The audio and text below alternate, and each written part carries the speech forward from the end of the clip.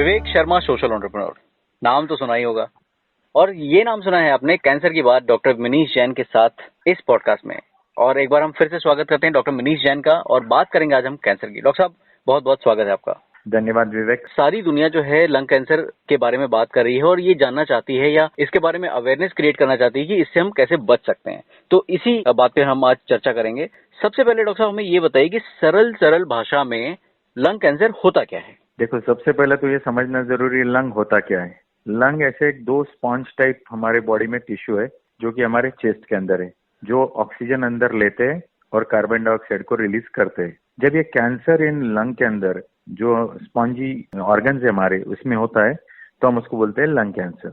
अब ये lung cancer इतना इम्पोर्टेंस क्यों है, क्यों नवंबर में उसको इम्पोर्टेंस दिया जाता है, अवेयरनेस, क्योंकि हर 15 सेकंड को दुनिया में एक लंग कैंसर डायग्नोज हो रहा है और हर 18 सेकंड में एक आदमी की मौत हो रही है लंग कैंसर से। ये सेकंड मोस्ट कॉमन कैंसर है दुनिया में और करीब 22 लाख पेशेंट 2020 में डायग्नोज हुए थे लंग कैंसर से और 17 लाख लोगों की मौत हो गई थी लंग कैंसर से। Oh my god. इसमें 84% जो कैंसर होता है वो non small cell lung cancer होता है, 16% कैंसर या 15% कैंसर स्मॉल सेल होता है और फिर 1% कुछ इधर उधर होते हैं। 90% स्मॉल सेल कैंसर जो होता है वो स्मोकिंग रिलेटेड है। 80% नॉन स्मॉल सेल कैंसर जो है वो भी स्मोकिंग रिलेटेड है। यानी यदि आप स्मोकिंग को हटा दो तो लंग कैंसर करीब अपना नामो निशान खत्म कर दिया। तो ये मोस्ट प्रिवेंटेबल कैंसर है। कोविड के अंदर क्या हुआ था कि करीब दुनिया में 1.3 बिलियन लोग स्मोकिंग करते और उसमें 70% लोगों ने प्लेज किया था या कोशिश की थी कि हमको स्मोकिंग छोड़ना है, क्योंकि कोविड में भी लंग ही इफेक्ट हो रहा था, स्मोकिंग से भी वही हो रहा था, कैंसर भी था। तो काफी लोग इसमें जागरूक हो गए थे कि हमको स्मोकिंग छोड़ना है। यदि आप स्मोकिंग छोड़ दोगे तो लंग कैंसर और 16 टाइप के कैंसर से बच जाओगे। लेट्स सी कि यदि कोई स्मोकिंग नहीं करता है तो उसको लंग कैंसर मेल्स में रिस्क होती है 1.8%। वही यदि फॉर्मर स्मोकर है मेल तो उसकी रिस्क होती है 7%, और यदि वो करंट स्मोकर है तो उसकी रिस्क होती है 15%। तो आप सिर्फ स्मोकिंग करने से रिस्क बढ़ा रहे हो। और यदि आप स्मोकिंग कर रहे हो और यदि आप कोई फैक्ट्री में काम कर रहे हो, जैसे कि माइनिंग फैक्ट्री में है, टेक्सटाइल फैक्ट्री में है, एस्बेस्टॉस में है, तो आपकी 14% से रिस्क बढ़ रही है पर ईयर, स्मोकिंग और टेक्सटाइल ऐसे कर रहे हो तो बहुत से लोग तो काम कर रहे हैं फिर स्मोक भी कर रहे हैं। फैक्ट्री वर्कर्स में बहुत कॉमन होता है, तो ये बढ़ाता है। फिर उसमें आ जाते हैं बहुत सारी चीजें, जैसे पानी में आर्सेनिक है, हमारे डीजल एग्जॉस्ट है, फिर जो हम जमीन की खुदाई कर रहे हैं उसमें से यूरेनियम टूट के रेडॉन निकल रहा है, फिर जो हम ये कोल प्लांट होते हैं उसमें से जो कोक निकल रहा है, निकल है, कैडमियम है, बेरिलियम है, हम ये सब चीजों से घिरे हुए हैं। फिर इसमें आता है पेस्टिसाइड, फिर आता है ओबेसिटी, फिर आता है अल्कोहल, फिर आता है इनएक्टिविटी। तो ये कैंसर क्रिएशन की हमने एक फैक्ट्री लगा दी है। हम कैंसर तो पूरी तरह से बढ़ा रहे हैं और फिर उसके इलाज ढूंढ रहे हैं और फिर बोल रहे हैं हम कितनी अच्छे इलाज करते हैं। हम ये कैंसर को पूरी तरह रोक सकते हैं। और यदि हम इसको रोक देंगे तो आप 17 लाख लोग जो कैंसर से मर रहे हैं लंग कैंसर से, वो रुक जाएंगे। 4 में से 1 मौत कैंसर की लंग कैंसर से हो रही है, जो कि breast cancer, colon cancer, prostate cancer की ऑल जितनी भी डेथ होती है ना, उससे भी ज्यादा डेथ लंग कैंसर से। ये पूरा प्रिवेंटेबल चीज है और इसको पूरी कोशिश करनी चाहिए और मीडिया ने इसको प्रमोट करना चाहिए, अवेयरनेस प्रमोट करना चाहिए, और इसीलिए ये अवेयरनेस मंथ होता है। अमेजिंग।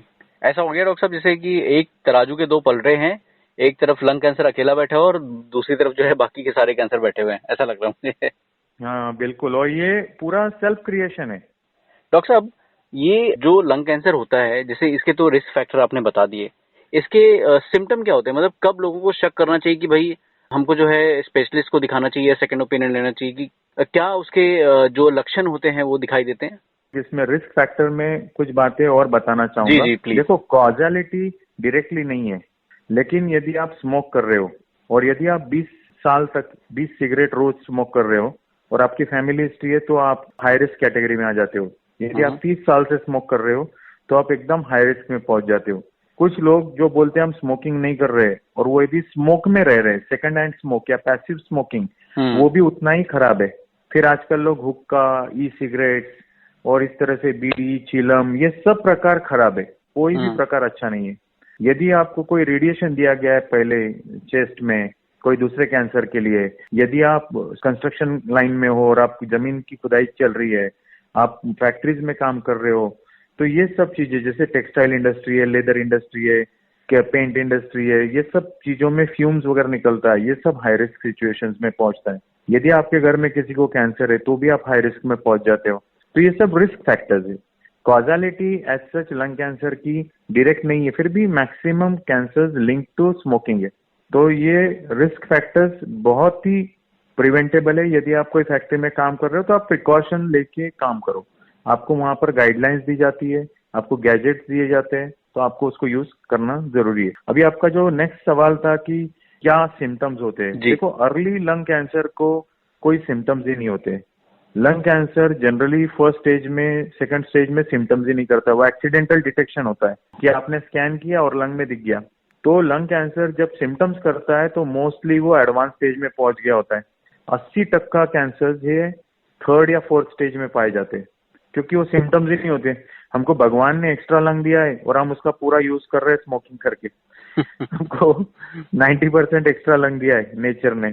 अब जब आपको सिम्टम्स आते हैं तो क्या सिम्टम्स होते हैं कि खांसी आ रही है जो 2 हफ्ते से यदि नहीं जा रही है, या आपके खांसी में खून आ रहा है, या आपको ब्रीदिंग में ट्रबल आ रहा है, या फिर आपको जैसे कि चेस्ट पेन है, आवाज बदल गया है, वजन कम हो रहा है, हड्डियों में दर्द है, सिर में दर्द है, तो ये डिपेंड करता है कि आपका कैंसर कितना फैला है। यदि आपका कैंसर लंग में फैल गया है और वो कोई आपके लंग के जो लाइनिंग्स यानी जैसे ब्रोंकस को चोकअप कर रहा है तो ब्रीदिंग ट्रबल हो जाएगा। लंग में पानी कर रहा है तो ब्रीदिंग ट्रबल हो जाएगा। यदि आपके वो लंग पाइप को तोड़ रहा है तो वहां से ब्लीडिंग हो जाएगा। आपके बोन्स में चला गया तो पेन होगा। आपके लीवर में चला गया तो खाना नहीं जाएगा। आपके सिर में चला गया तो चक्कर आएगा, बैलेंस जाएगा, हेडेक होगा, वॉमिटिंग होगा, इस तरह से कॉन्स्टिपेशन होगा, इस तरह की चीजें होगी। तो ऐसे सिम्टम्स डिपेंड करते हैं कि वो बीमारी कहाँ तक है और कितना फैल गया है। बहुत उम्दा बातें बताई हैं और आपने बड़ी गंभीर बातें बताई डॉक्टर साहब। हमें ये बताइए कि ये जो लंग कैंसर होता है क्या मतलब क्योंकि पिछले एक एपिसोड में आपने बताया था कि करीब करीब 200 टाइप के कैंसर्स होते हैं, तो ये जो लंग कैंसर होता है क्या इसके भी कई प्रकार होते हैं या 1 या 2 टाइप के ही होता है? एक ये सवाल है। और दूसरा डॉक्टर साहब मेरा एक सवाल ये है कि क्या जो लोग नॉन स्मोकर हैं, जिनको एक्सपोजर भी नहीं रहा हो, गाँव में पले बड़े हैं, उनको भी कैंसर होता है लंग का? देखो टाइप्स ऑफ लंग कैंसर तो 2 मेजर टाइप होते हैं। एक तो non small cell, non small cell के भी कई सारे टाइप होते हैं कि जैसे स्क्वामस सेल है, एडेनोकार्सिनोमा है, और लार्ज सेल कार्सिनोमा है, और स्मॉल सेल कार्सिनोमा है। तो नॉन स्मॉल सेल करीब करीब 85% है, 15% स्मॉल सेल कार्सिनोमाज है। ये स्मॉल सेल तो स्मोकर्स में ही 90% लोगों में होता है। नॉन स्मॉल सेल 80% स्मोकर्स में होता है, 20% लोग उसमें भी नॉन स्मोकर्स होते हैं जी। तो ये बातें हैं। और इसके अलावा जैसे अभी इसमें एडिनोकार्सिनोमा है, तो ये स्मोकर्स और नॉन स्मोकर्स दोनों में होता है, लेकिन एडिनोकार्सिनोमा जनरली फीमेल्स में काफी कॉमन होता है। इवन नॉन स्मोकर फीमेल्स में होता है। लेकिन एक मजे की बात आपको बताऊं कि दुनिया में अभी स्मोकिंग जो है वो पुरुषों में कम हो रही है और स्त्रियों में बढ़ रही है। तो ये इंटरनेशनल डाटा है कि करीब करीब अभी जो स्मोकर का नंबर्स है वो मेल्स में कम हो रहा है, फीमेल्स में बढ़ रहा है और पर ईयर बढ़ रहा है। ओके, कोई तो खास वजह डॉक्टर साहब? बहुत गंभीर, ये स्टाइल, अच्छा, अर्बन लाइफस्टाइल। ओके, अभी हुक्का है, स्मोकिंग तो एक पैटर्न हो गया है। और स्ट्रेस तो सभी को आता है, काम करते वक्त स्ट्रेस आएगा तो उसको धुएं में उड़ाना भी जरूरी होता है। तो ये स्मोकिंग से रिलेटेड जो कैंसर होते हैं इसमें स्क्वामस सेल कार्सिनोमास भी काफी कॉमन होते हैं। जो फ्लैट लाइनिंग होती है उसको स्क्वामस सेल बोलते हैं, यानी वो फ्लैट लाइनिंग में होने वाला कैंसर। वो पेरीफेरी होता है, सेंट्रल होता है, उसमें ब्लीडिंग होने के चांसेस होते हैं। एडिनोकार्सिनोमास म्यूकस सेल्स में होता है, वो पेरीफेरी में होता है, और वो स्मोकर्स नॉन स्मोकर्स दोनों में होता है। तीसरा टाइप जो होता है वो लार्ज सेल कार्सिनोमा होता है, जो कि बहुत एग्रेसिव कैंसर होता है और उसको ट्रीट करना मुश्किल होता है। स्मॉल सेल कार्सिनोमास ये बहुत फास्ट बढ़ने वाले कैंसर 15% लोगों में, और वो जनरली स्मोकर्स में होते हैं। और ये कैंसर में आपको 70% जो लोग होते हैं वो एडवांस स्टेज में होते हैं और 70% लोगों को हम बचा नहीं पाते। तो इतना वो सीरियस है।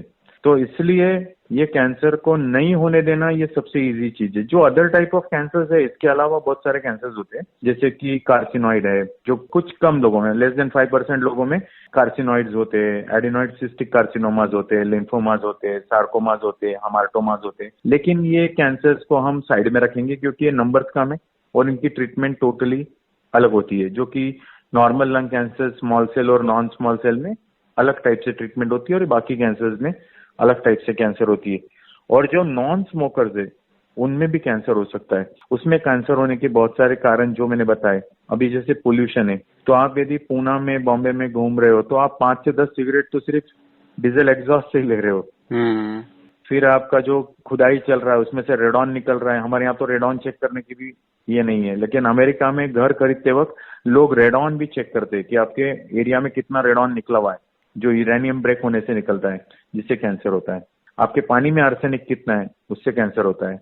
आपकी ओबेसिटी कितनी है, आपकी इनएक्टिविटी कितनी है, आप सेकंड हैंड स्मोक, अब जैसे आप ऑफिस में काम कर रहे हो, आपकी लॉबीज में कोई स्मोक करके जा रहा है, आपके नीचे कोई स्मोक कर रहा है, आपके घर में धुआं आ रहा है, तो ये सेकंड हैंड स्मोक कोई आपको बता के नहीं आएगा। स्मोक को रास्ता नहीं लगता है, वो दरवाजों के नीचे से भी घुसता है और लॉबीज में भी होता है, और आप जहां से जाते हैं वहां पर आप स्मोक इनहेल करते ही हो। आप हवा तो किसी की नहीं है, तो आप जहां से जाओगे कोई आपके पहले वहां धुआं छोड़ के गया है तो वो तो अंदर आना ही है। तो इस तरह से पूरी सोसाइटीज, ऑफिसेस यदि वो जागरूक हो जाए, रेस्टोरेंट्स यदि रिस्ट्रिक्ट कर दे स्मोकिंग को, तो काफी हद तक वो भी सेकंड हैंड स्मोक से हम बच पाएंगे। अमेजिंग।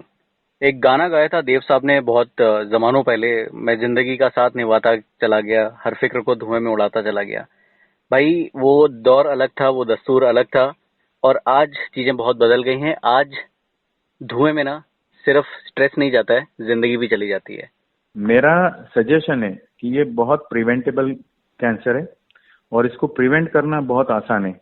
यदि आप कैंसर को प्रिवेंट करना चाहते हो, लंग कैंसर को, तो सबसे पहले डोंट स्मोक। आपने कभी शुरू नहीं किया है तो कोशिश भी मत करो शुरू करने की, इसको छोड़ना बहुत मुश्किल होता है जी। जिन्होंने शुरू कर दिया है वो पूरी कोशिश करो स्मोक छोड़ने का, और उसके लिए आपको यदि हेल्प लेना पड़ा, निकोटीन रिप्लेसमेंट थेरेपीज लेना पड़ा, सपोर्ट ग्रुप का सपोर्ट लेना पड़ा, तो भी करो। सेकंड हैंड स्मोक अवॉइड करो। अपने सोसाइटी में, अपने एरियाज में स्मोकिंग कोई करता है तो उसको समझाओ और उसको बंद करने बोलो। यदि आपके घर में आप रेडॉन चेक कर सकते हो, यदि आपके एरिया में चेक करवा सकते हो तो जरूर चेक करवाओ। आप यदि कार्सिनोजेंस में काम कर रहे हो, आपकी फैक्ट्रीज में यदि टॉक्सिक केमिकल्स है, तो आप पूरी तरह से इंस्ट्रक्शन फॉलो करो। आप हेल्दी फ्रूट्स, वेजिटेबल्स, जो भी आप फाइटोन्यूट्रिएंट्स खा सकते हो वो खाओ, क्योंकि बहुत से लोगों को मैंने देखा है वो स्मोकिंग करते हैं और एंटीऑक्सीडेंट ले लेते हैं, लेकिन एंटीऑक्सीडेंट लेने से कैंसर बढ़ा था। जब स्टडी हुई थी बीटा कैरोटीन की और जो स्मोकर्स में दिया गया था, तो बीटा कैरोटीन नेचुरली खाओगे तो कैंसर बचता है, लेकिन आप गोली के फॉर्म में खाओगे तो कैंसर बढ़ता है। तो इसीलिए आप नेचुरल बीटा कैरोटीन लेते हो, आप गाजर खाते हो, बहुत अच्छी बात है, लेकिन आप यदि गोली खा के बीटा कैरोटीन ले रहे हो तो गलत बात है। आप अपनी एक्सरसाइज बिल्कुल मत भूलो, 30 से 40 मिनट रोज एक्सरसाइज करो, ये भी कैंसर रोकने में बहुत मदद करता है। अपना वजन सही दिशा में रखो, बाहर का खाना कम करो, और थोड़ा 12 से 14 घंटा फास्टिंग रोज करने की कोशिश करो। तो ये सब कैंसर रोकने के लिए आपको काफी मदद करेंगे और ये कैंसर प्रिवेंटेबल है। डॉक्टर साहब बहुत सारी आपने अच्छी बातें बताई, और मुझे लगता है कि मुझे भी बहुत समझ में आया और हमारे श्रोताओं को भी सुन के अच्छा लगा होगा और वो समझ सके होंगे इन चीजों को। आप बात कर रहे थे ट्रीटमेंट की, क्योंकि ट्रीटमेंट एक बड़ा टॉपिक है, तो इसको हम अगले एपिसोड में एड्रेस करेंगे, और अगले एपिसोड में हम जानेंगे कि कैंसर के, यानी कि लंग कैंसर के ट्रीटमेंट के क्या क्या उपाय मौजूद हैं और वो कैसे काम करते हैं।